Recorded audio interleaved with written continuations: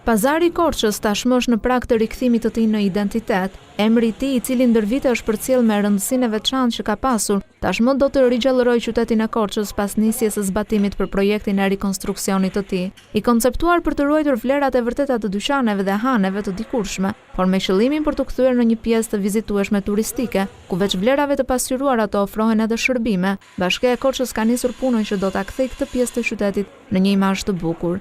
Këtë projekt do të investohen rreth 4 milion dollar, nga të cilat 2.6 milion dollar janë kontributi i qeverisë shqiptare nëpërmjet fondit të zhvillimit të rajoneve, cilën gjej rastin ta falenderoj.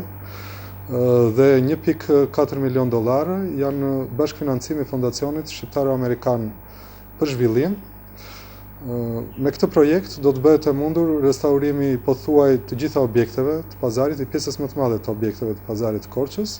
Punimet për pazarin e Korçës pritet të përfundojnë pas 18 muajsh.